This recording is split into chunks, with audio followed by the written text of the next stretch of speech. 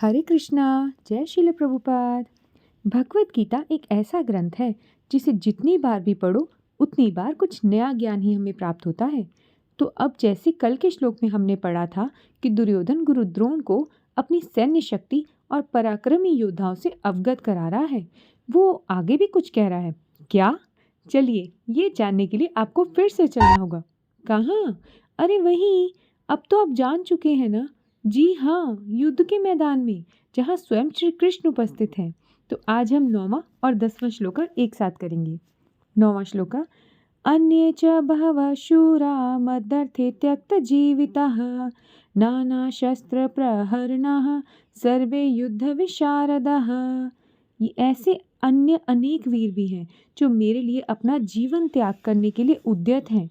वे विविध प्रकार के हथियारों से सुसज्जित हैं और युद्ध विद्या में भी निपुण है।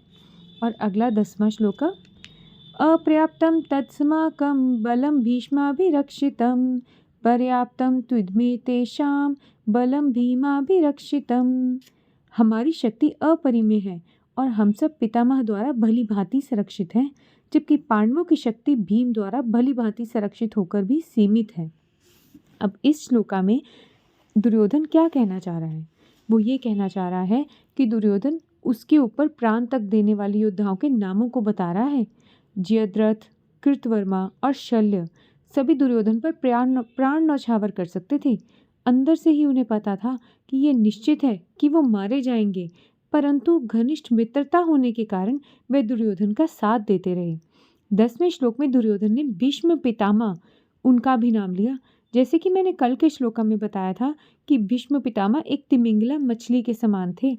वे पांचों पांडवों और कौरवों के लिए पिता समान थे और सारे योद्धा उनके तुल्य नहीं थे। दुर्योधन भीम से जलता था, लेकिन उसे पता था कि अगर उसकी मौत हुई तो वह भीम के द्वारा ही होगी। लेकिन अगर भीष्म पितामह उनके साथ हैं तो वो सुरक्षित है और जीत भी उसी की हो सकती है। कहीं कहीं डर और कहीं कहीं जीत होगी, यह भाव उसके मन में बार बार आ रहे थे। इसी के साथ भगवत गीता का 9वां और 10वां श्लोक पूरा हुआ। आज का सुविचार। मित्रता के लिए कहते हैं ना कि मित्र वो नहीं जो तस्वीर में साथ है, मित्र वो है जो तकलीफ में साथ है। और हमें मित्र तो कई मिल जाते हैं, लेकिन हमारी गलतियों को बताने वाला और उसको सुधारने वाला मित्र एक ही होता है। भौतिक रूप से मित्र तो बनाओ, परंतु कृष्णा को सबसे पहले मित्र बनाओ, क्योंकि कृष्णा ही तुम्हें सबसे पहले सही राह दिखा देंगे और मुश्किल आने पर हल के सारे दरवाजे खोल देंगे। इसी के साथ आज का हमारा भगवत गीता का 9वां और 10वां श्लोक पूरा हुआ।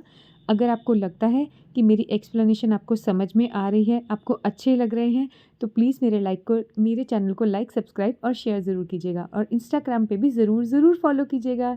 तब तक के लिए हरे कृष्णा। जय श्रील प्रभुपाद।